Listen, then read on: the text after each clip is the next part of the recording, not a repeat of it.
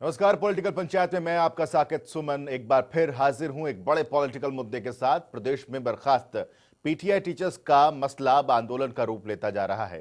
साथ ही इस मसले ने राजनीतिक धुरंधरों के लिए मानो राजनीति के चौके छक्के जड़ने के लिए नई पिच का इंतजाम कर दिया हो। मैदान तो राजनीति का है, लेकिन पिच है बर्खास्त पीटीआई अध्यापकों के मसले की। इस मुद्दे पर जनता टीवी पर आज लगेगी पॉलिटिकल पंचायत।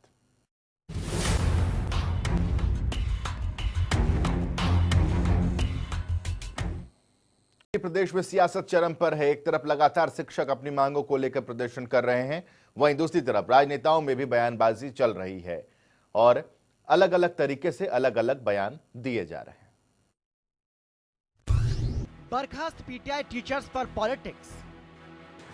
ये कहता हूं कि जब वो सत्ता में थे बिल उस समय लाना चाहिए था उनको। मामला है कि सरकार ने सुप्रीम कोर्ट में उनका केस अच्छी तरह नहीं पेश किया।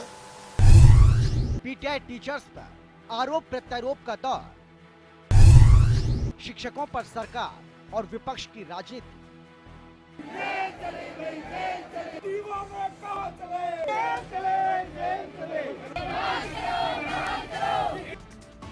मुद्दा तो आप समझ गए होंगे, मुद्दा है बर्खास्त पीटीआई टीचर्स का। लेकिन इतना जान लीजिए, जब आरोप प्रत्यारोप का दौर शुरू हो जाए तो उसे ही राजनीति और बयानबाजी कहा जाता है। ये लीजिए सीएम और नेता विपक्ष को एक बार जरा फिर सुनिए। कहता हूं कि जब वो सत्ता में थे बिल उस समय लाना चाहिए था उनको, क्योंकि उन्हीं के समय में 2012 में हाई कोर्ट में उनकी नियुक्तियां निरस्त हो गई थी। उसके बाद शायद डबल बेंच में गए थे या एलपी में गए थे, दोबारा से फिर निरस्त हुई। 2012 से 14 तक वो अच्छे भले शासन में थे, उनको बिल लाना चाहिए था अगर लाने का उनका उस प्रकार का विषय था। नहीं क्यों लाए, ये मैं उनसे पूछता हूँ। सरकार को अपनी संवैधानिक ताकत इस्तेमाल करके उनको नौकरी में बरकरार रखना चाहिए। रास्ता निकल सकता है, रास्ता निकालना चाहिए। एक तरफ हाल ही में भूपेंद्र सिंह हुड्डा ने बर्खास्त पीटीआई टीचर्स को लेकर सरकार पर आरोप लगाते हुए कहा कि सरकार ने ढंग से कोर्ट में शिक्षकों की पैरवी नहीं की। मामला है कि सरकार ने सुप्रीम कोर्ट में उनका केस अच्छी तरह नहीं पेश किया। अगर वहाँ किया होता तो ये नौबती नहीं आती और ये इनके नौकरी से हाथ नहीं लगते। सुप्रीम कोर्ट का फैसला कुछ और होता। तो वहीं अब सीएम मनोहर लाल ने भी कांग्रेस पर पलटवार किया है और कहा कि साल 2012 से 14 तक कांग्रेस को अपने राज में बिल लाना चाहिए था। 2014 के बाद ये मामला सुप्रीम कोर्ट में था। साथ ही कुछ संवैधानिक दिक्कतें भी हैं। बावजूद इसके सरकार ने लिखित एग्जाम देकर दोबारा से भर्ती प्रक्रिया को शुरू करने के लिए कहा है। इन्हीं पोस्टों पर जो स्टेटस उस समय इनकी भर्ती प्रक्रिया का था, उसी स्टेटस को शुरू करो कि इनको सबको बुलाओ, एक डेट दो, परीक्षा लो, एग्जाम लो, वही सिस्टम रहेगा। हमने हालांकि कई सिस्टम उसके बाद बदले हैं, लेकिन बदले हुए सिस्टम भी इसके ऊपर लागू नहीं होंगे। जो सिस्टम 2000 कब भर्ती हुई थी, 5 में 6 में जी, तो जो सिस्टम उस समय था, उतने ही अंक परीक्षा के, उतने ही अंक इंटरव्यू के, उतनी ही सीटें, उतने ही कैंडिडेट जिन्होंने अप्लाई किया था, उन्हीं को सबको बुलाओ। जितने आएंगे उसी प्रकार का एक प्रश्न पत्र बना करके इनका एग्जाम लो, इंटरव्यू लो, 1983 लोगों की भर्ती करो। अब एक बार जरा इन तस्वीरों को भी देख लीजिए, जिन पर राजनीति में शोर हो रहा है। ये प्रदर्शन आज से नहीं, उसी दिन से हो रहे हैं जब इन पीटीआई टीचर्स को नौकरी से बर्खास्त कर दिया गया था। और इसके बाद प्रदर्शन उग्र होता गया और पूरे प्रदेश के पीटीआई टीचर्स न सिर्फ सड़कों पर आकर नारेबाजी करने लगे, बल्कि मंत्रियों के आवास पर पहुंचकर रोष भी जताने लगे। इतना ही नहीं, कई तस्वीरें ऐसी भी देखने को मिली हैं जिन्हें देखकर शायद दिल रो पड़े, क्योंकि कई ऐसे शिक्षक हैं जिनकी नौकरी जाने से उनका घर चलना भी मुश्किल हो गया है। प्रदर्शन इसलिए भी हो रहा है ताकि मांगों पर विचार हो, नौकरी फिर से बहाल हो। लेकिन इन प्रदर्शनकारियों के शोर के साथ साथ सियासत में भी समाधान की बजाय शोर ही हो रहा है। और सियासत की गर्मी तब और बढ़ जाती है जब ये बयानबाजी प्रदेश के सीएम और विपक्षी नेता के बीच होने लगी। ब्यूरो रिपोर्ट, जनता टीवी। तो सवाल 1983 पीटीआई टीचर्स का है। हमारे साथ पॉलिटिकल पंचायत में 3 खास मेहमान अलग अलग पार्टियों से जुड़ चुके हैं। तारुफ कराते हैं, उसके बाद पंचायत की शुरुआत करेंगे। भारतीय जनता पार्टी की तरफ से जवाहर यादव जी हमारे साथ इस बीच जुड़े हुए हैं। जवाहर जी, बहुत बहुत स्वागत है आपका। हमारे साथ कांग्रेस की तरफ से बजरंग दास गर्ग साहब जुड़े हुए हैं, बहुत बहुत स्वागत है आपका। और संदीप गोयल साहब हमारे साथ इन लोग की तरफ से जुड़े हुए, बहुत बहुत स्वागत है। जवाहर यादव जी, शुरुआत आप ही से करता हूं। इन 1983 पीटीआई टीचर्स का आवाज आप तक नहीं पहुंच रही जवाहर जी? मुझे कनेक्ट नहीं किया जिस नंबर जी, वैसे आप सुन पा रहे हैं मुझे जवाहर जी? हाँ, मैं सुन पा रहा हूँ जी, तो सवाल आपसे करते हैं, नंबर भी हम कनेक्ट कर लेते हैं। इन कोई नहीं, मैंने 1983 इसी पे जोड़ पीटीआई दिया, आप टीचर्स करिए, का गुनहगार कौन है जवाहर यादव जी?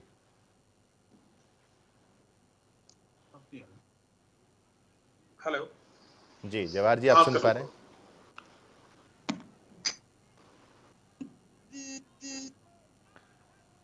जवाहर जी, सवाल आपसे ये है, 1983 पीटीआई टीचर्स का गुनहगार कौन है?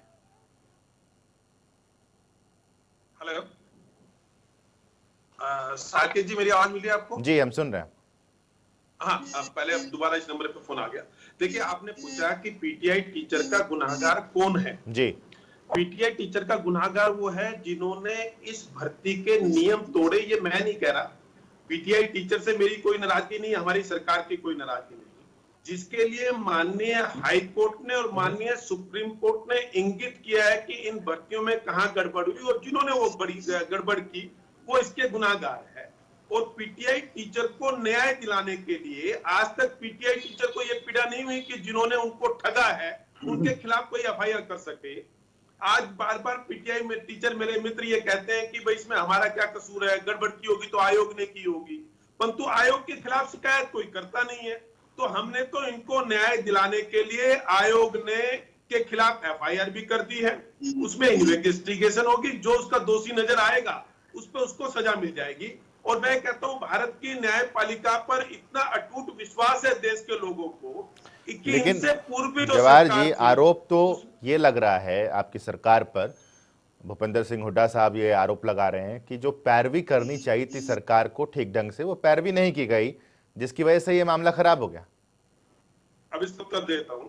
मतलब मुझे ताज्जुब होता है, मेरे आदरणीय हैं, मेरे बड़े हैं भूपेंद्र सिंह हुड्डा, परंतु मैं उनके लिए एक शब्द इस्तेमाल करता हूं, ठग है। ठग इसलिए है कि 2012 में हाई कोर्ट की सिंगल बेंच में हारे। हुड्डा साहब की सरकार थी 2012 में, पैरवी करती मनोहर लाल की सरकार क्या? अगर ठीक पैरवी की होती तो 2012 की सिंगल बेंच में क्या आप हारते? 2012 में तो हारे पीटीआई टीचर बेचारे चले गए डबल बेंच में। डबल बेंच में भी हुड्डा साहब की सरकार फिर हारी, तो उस समय उन्होंने क्या पैरवी गलत की? और उसके मजेदार चीज बताता हूँ साकेत जी, मैं रिकॉर्ड पे बता रहा हूँ। उसके बाद 2013 में डबल बेंच में हारने के बाद हुड्डा साहब की सरकार सुप्रीम कोर्ट में पार्टी नहीं बनी। हम तो अक्टूबर 2014 में आए। तो ये जो हरियाणा का ठग है, जो ये कहता है कि इस समय की मनोहर सरकार ने इसमें पैरवी नहीं की कोर्ट में, साहब 2013 के बाद जैसे पीटीआई टीचर सुप्रीम कोर्ट में गए, ऐसे हरियाणा की सरकार को भी उसमें पार्टी बनना चाहिए था। हरियाणा की सरकार उसमें पार्टी नहीं थी और हरियाणा का ठग कहता है कि मनोहर सरकार ने पैरवी ठीक नहीं की। ठीक है, 2012 में पैरवी ठीक नहीं की। जरा कांग्रेस से जवाब लेते हैं, कांग्रेस से जवाब ले लेते हैं जवाहर जी। अब जरा बजरंग दास जी, सब कुछ आप लोगों के कार्यकाल में हुआ, सारा कुछ गड़बड़ झाला भी, जवाहर जी ने जिक्र भी कर दिया कि 2-2 बार आपकी सरकार हारी भी हाईकोर्ट में, सिंगल बेंच और डबल बेंच में। तो मनोहर लाल की सरकार क्यों जिम्मेदार है इन तमाम चीजों के लिए? सुमन जी, एक बात तो ये मानते हैं कि कांग्रेस पार्टी ने रोजगार देने का काम किया है। मतलब ये कैसा रोजगार है कि 1983 लोग बेरोजगार हो गए सर और सड़कों पर आ गए सर? सकता हूँ, जहां तक कि मुख्यमंत्री प्रदेश का राजा होता है, उनकी जुम्मेदारी बनती है लोगों को रोजगार देना, जनता को रोजगार देना। सरकार के पास अनेकों शक्तियां होती है। नहीं, सवाल बजरंग दास जी, आज हम चर्चा इस बात पर नहीं कर रहे ना सर कि बेरोजगारी, हरियाणा में बेरोजगारी बढ़ रहा है। हम तो चर्चा ये कह रहे हैं कि पीटीआई टीचर्स की जो बहाली आपके टाइम में की गई, वो उन बहालियों में अनियमितता और अनियमितताओं की वजह से अदालत ने इसको खारिज कर दिया। तो इसमें मनोहर लाल की सरकार कैसे जिम्मेदार है? सुमन जी है, अगर ये सही ढंग से पैरवाई करती, पार्टी बनती, तो मैं दावे के साथ कहता हूं इनकी मतलब जो बर्खास्तगी नहीं होती, अगर 2013 में हारे थे तो पीटीआई टीचर तो खुद पार्टी बने हैं, वो तो खुद गए हैं, नहीं गए। और आप हमारे समय के अंदर उनको बाहर निकाला थोड़ी था, हमारे समय में कोई पीटीआई टीचर को बाहर नहीं निकाला। बाहर निकालने का काम किया है तो भारतीय जनता पार्टी जी की सरकार में हुआ है, मनोहर जी की नेतृत्व में हुआ है। तो मनोहर जी की जुम्मेवारी बनती थी तो उनको सुप्रीम कोर्ट के अंदर जवाबदारा पेश करते, उनके हक के अंदर वकालत करते, बजरंग दास जी, आप ये मान रहे हैं ना कि आपके कार्यकाल में हारे चुनाव, ये माफ कीजिएगा, आपके कार्यकाल में ये मामला अदालत में आप लोग हारे? एक हमारे टाइम में हार लिए, मान लो एक बहस हार लिए तो सुप्रीम कोर्ट में अगर इतने पुख्ता तरीके से आप लोगों ने किया था, इतना सब कुछ अच्छा था, सारी चीजें नियम के अनुसार की गई थी, तो फिर हारे थे क्यों आप लोग? मैं बिल्कुल कहता हूं, बिल्कुल सही ढंग से सही तरीके से भर्तियां हुई थी। इस सरकार की लापरवाही लगा लो, इन्होंने किसी ढंग से सही ढंग से पैरवाई नहीं की। और ईपी सरकार की नीयत ठीक है और सरकार चाहती है तो सरकार इनको मतलब उन्नति कर सकती है, स्पेशल कानून बनाकर जवाहर जी, मैं लौटता हूं, देखा संदीप जी का भी स्टेटमेंट ले लेते हैं। अध्यादेश लाकर भी इनको भर्ती कर सकती है। आप बार-बार अभी आप कांग्रेस को सुन रहे हैं, कांग्रेस का ये कहना है कि सब कुछ नियमों के अनुसार किया गया। ये वही कांग्रेस है जब आपके टाइम पे जिस वजह से ओम प्रकाश चौटाला जी जेल में हैं, उस मसले को इन्होंने कहा कि अनियमितताएं बरती गई, उसमें गलती की गई, उसमें घोटाला हुआ, उसमें घपला हुआ, उसमें।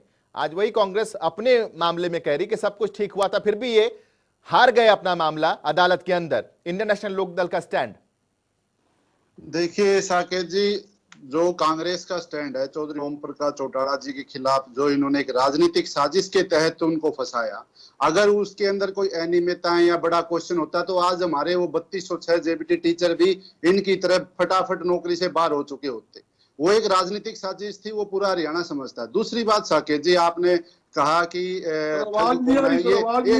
ये कांग्रेस और भारतीय जनता पार्टी ने दोनों पीटीआई को ठगा है। क्यों ठगा है साकेत जी, मैं इसको थोड़ा विस्तार से बताऊंगा। कांग्रेस के समय में भर्ती हुई, उस समय 2012-13 के आसपास जब हाईकोर्ट में माननीय मुख्याधीश के सामने जब प्रोसीडिंग होती थी तो उसके अंदर सरकार कंटेस्ट कर रही थी, तो तत्कालीन जो चेयरमैन थे नंदलाल पूनिया, उनके ऊपर भी कटाक्ष काफी किया गया था। उनको किसी शायद एक ऐसी मंशा से या कुछ ऐसा स्ट्रिक्चर पास ना हो जाता हाई कोर्ट का, तो तत्कालीन हुड्डा साहब ने उसको हटाना पड़ा। और इतनी रहमो दिल उन पर की गई कि 65 वर्ष से 68 साल तक की आयु रिटायरमेंट की बढ़ा दी।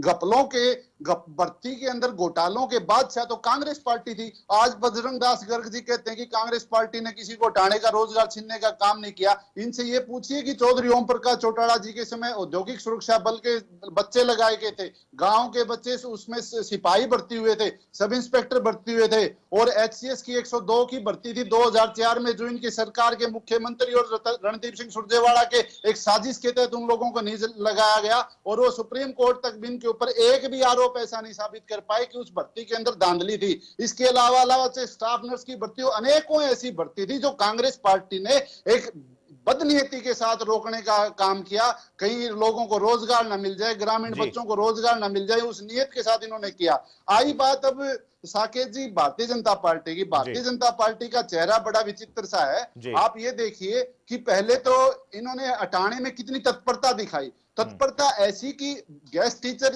इससे पहले सुप्रीम कोर्ट में मामला हार चुके थे। उस समय जो वेलफेयर ऑफ द स्टेट के तौर पर सरकार को चाहिए कि सुप्रीम कोर्ट में एप्लीकेशन लगाए। देखिए जी, अभी भर्ती करने में समय लगेगा, अध्यापकों की कमी है, क्योंकि साकेत जी पीटीआई की भर्ती नहीं हो पाई है। 2012 में नियम सर्विस रूल्स में अमेंडमेंट आ गया, तो ये लोग अब इसमें एलिजिबल नहीं हो पाएंगे भविष्य के अंदर भी। तो एक पीटीआई ये लगा नहीं पाए, तो कम से कम सरकार को चाहिए कि वो सुप्रीम कोर्ट में एक एप्लीकेशन लगाए कि ये जो हटाने की प्रक्रिया है इसको हमें थोड़ा समय दिया जाए। कुछ वाजिब सा, जैसे गेस्ट टीचरों को आज तक नहीं हटा पाए, और गेस्ट टीचरों को आज तक नहीं हटाया पाए।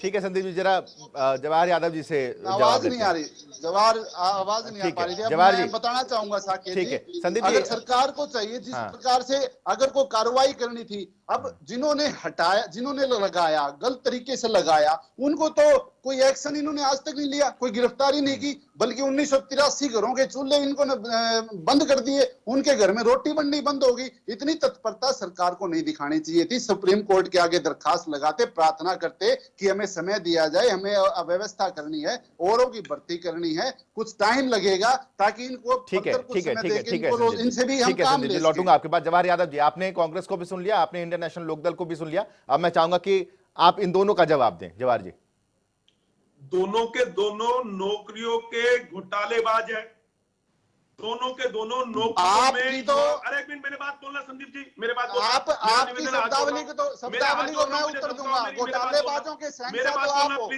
आप 9 घोटाले 9 महीने करके घोटालों के बादशाह तो आप हो। आप घोटालेबाजों की जो भाषा करते हो आप बात से। ठीक है संदीप जी, घोटालेबाज संदीप जी, ठीक है, एक बार जवाहर जी को सुन लेते हैं, आपके पास लौटूंगा तो पूरा जवाब दीजिएगा, काउंटर कर लीजिएगा। संदीप जी काउंटर कीजिएगा, बोलिए जवाहर जी, बोलिए। जी जी, अब मैं अपनी बात फिर शुरू कर रहा हूं। चाहे कांग्रेस हो चाहे एनएलडी हो, दोनों हरियाणा में युवाओं की प्रतिभाओं की हत्या कैसे होती है, ऐसे हत्यारे सरकारें रही है। ये मेरे संदीप जी ने बहुत बड़ा ज्ञान दिया। भाई साहब बंसीलाल के पटवारियों का क्या हुआ, आते ओम प्रकाश चौटाला जी ने उनके साथ कैसा व्यवहार किया, मैं उस पर नहीं जाना चाहता। मेरे बात बोलो, ज्ञान मेरे बीच में उस समय। संदीप जी, ये चोर की दाढ़ी में तिनका होता है, ये सरकार में थे आप, नहीं बोला ना। आप मुझे जो कहेंगे कठोर से कठोर बोलेंगे, मैं आपके बाद जवाब दूंगा। बीच में वो बोलता है जिसके पास तर्क नहीं होते, जो डिबेट को खराब करना चाहता है। मेरे आरोप का उत्तर बाद में दे देना। मैं दूसरा इन्होंने बंसीलाल के पटवारी के साथ किया, पूरा हरियाणा जानता है। अब मैं ये कहता हूं कि किस हरियाणा को कैसे चलाना है, मैं क्योंकि मेरी आज इनेलो प्रदेश में कुछ है नहीं, तो मेरा इनेलो मेरी चर्चा का विषय नहीं है, मैं कांग्रेस में फोकस करता हूं। सर, इनकी 10 भर्तियां बताता हूं जिसको माननीय न्यायालय ने रद्द कर दिया। 2006 के पीटीआई, 2006 के आर्ट एंड क्राफ्ट टीचर, 2006 के हिंदी लेक्चरर, 2007 के मंडी सुपरवाइजर, 2007 के पटवारी, आपकी सरकार की अरे एक मिनट, विफलता के कारण अरे ये बीच में फिर कौन आ गया, करते नहीं, कौन है बीच में, आप बीच में अरे बीच में उनका अरे मैं बीच में कौन आ गया, अरे कौन आ गया अपनी बात को, अरे कौन है, ये तो सीनियर व्यक्ति लगता है अपने आपको कांग्रेस का। आप मुद्दे की बात कर रहे हैं, कांग्रेस में इस तरह के सीनियर व्यक्ति होते हैं क्या? का आपने क्या किया, व्यक्ति होते हैं क्या कि जो सुनना नहीं चाहते? 1983 ये बोलेंगे, मैं इनके बात करूंगा। और उसने ये कर दिया ना, तो आप उसकी सही वकालत करते हो कोर्टों में, ना आप उसकी सुनाई करते हो। पर एक मुद्दा ले रखा, कांग्रेस ने ये कर दिया, कांग्रेस ने वो कर दिया। आपने 9 प्रकार के घोटाले कर लिए। रजिस्ट्री घोटाला आपके सामने, हर तहसील के अंदर रजिस्ट्री घोटाला कर रखा है, शराब घोटाला, खनन घोटाला, बात कर घोटाला, ये भूपेंद्र सिंह हुड्डा जी आज डिबेट नहीं देख रहे। अरे हरियाणा में कोई डिबेट नहीं देख रहे, आपको नंबर नहीं मिलेंगे। अरे डिबेट नहीं देखने, आपको कोई नंबर नहीं मिलेंगे। आप बात करते हो, अरे नहीं देख रहे हो आज आपको, भाई आप सब में डिबेट कर लीजिए, वो आपको डिबेट में नहीं देख रहे। मुद्दे की बात करो, अरे हुड्डा साहब की और पीछे आज की भी नहीं देख रहे आप, अरे नहीं देख पाएंगे आपको ऐसे। अच्छा जवाहर जी, कांग्रेस की वो कर रहे हो, जवाहर जी एक चीज मेरे बात बोल रहे ना, मेरा निवेदन, एक चीज मैं जानना चाहता हूँ जवाहर जी, दोबारा मुद्दे पे आता हूँ। एक चीज मैं जानना चाहता हूँ जवाहर जी कि लेकिन इन 1983 पीटीआई टीचर्स की नाराजगी का सामना तो अब आप ही को करना होगा ना जवाहर यादव जी।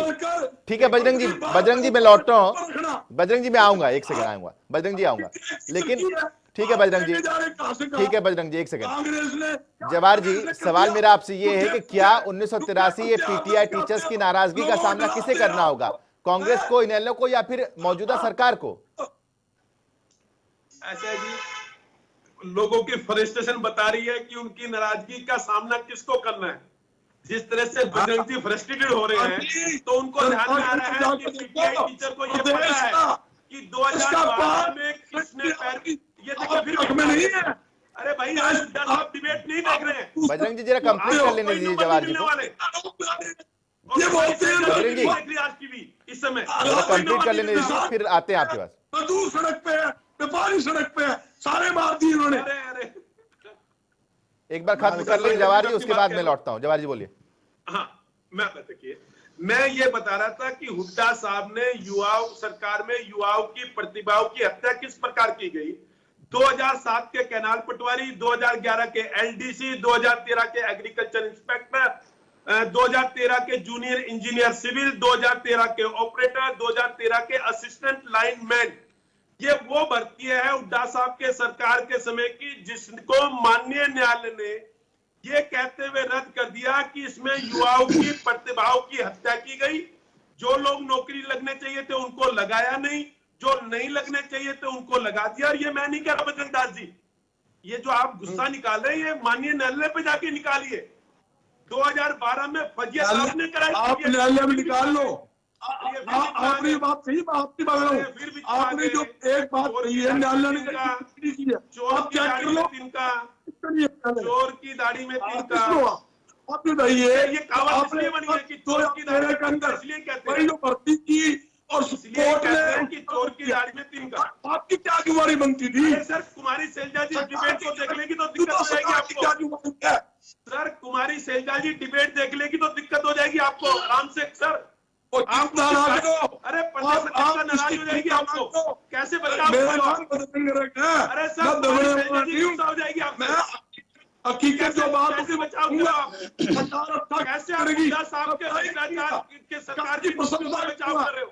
गलत काम करेगी, शैलजा नाराज हो जाएगी सर, कैसे? अरे आप मेरे बड़े भाइयों, मुझे आपकी चिंता है बजरंग दास जी, आप मेरे बड़े भाइयों, मुझे आपकी चिंता है। अगर कुमारी शैलजा जी ने डिबेट देख ली तो आपको दिक्कत नहीं रहेगी। इसलिए टॉपिक पे आइए, टॉपिक पे सर, टॉपिक पे आके डिबेट कर लेते हैं सर। सर पीटीआई पे डिबेट कर लेते हैं, पीटीआई पे डिबेट कर लेते हैं। तो मैं साकेत जी आपको बता रहा था कि हुड्डा साहब के समय में नौकरियों में किस तरह का भ्रष्टाचार हुआ, ये माननीय न्यायालय कह रहा है, मैं नहीं कह रहा। अब ये कह रहे हैं कि पीटीआई टीचर की पैरवी ठीक नहीं हुई। तो साहब अगर पैरवी ठीक नहीं थी तो फिर 2012 में क्यों हारे सिंगल बेंच में? और अगर पैरवी ठीक थी तो 2013 में क्यों हारे? और अगर मैं रिकॉर्ड पे बोल रहा हूं, माननीय बजरंग दास जी मेरे बड़े भाई हैं, मैं इनका बड़ा सम्मान करता हूं, क्योंकि जिस चीज का बचाव कांग्रेस के पास नहीं होता, भाई को कह देते हैं तुम चले जाओ, मेरे भाई मुझे डांट लेते हैं, शोर मचा लेते हैं, टाइम पूरा हो जाता है।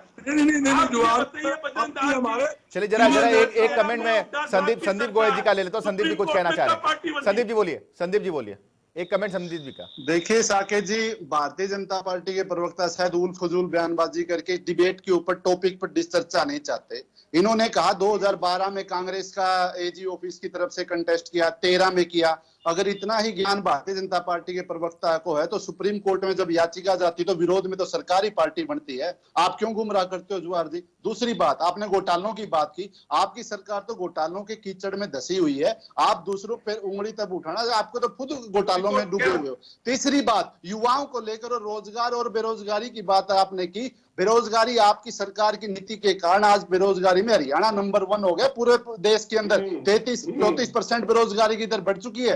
कर्मचारी, आप एक और मजे की बात साकेत जी, ऑनलाइन सर्विस घोटाला इनकी सरकार में हुआ जिसमें पंचकुला में एफआईआर दर्ज हुई। दूसरी बात, ग्रुप डी के अंदर स्पोर्ट्स कोटे में 1518 युवाओं को भारतीय जनता पार्टी की सरकार ने लगाया। और अब मैं जरा एक रिएक्शन ले लेता हूं जवाहर यादव जी का। आपने जो आरोप लगाए उस पर, उसके बाद पंचायत को खत्म करेंगे। जवाहर यादव जी जल्दी से बोलिए। ठीक है संदीप जी, जवाहर जी बोलिए।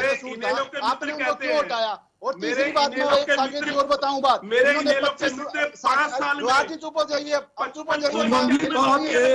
सुनिए, अगर सरकार की नीयत ठीक होना है, आपने बहुत सरकार चलिए ठीक है।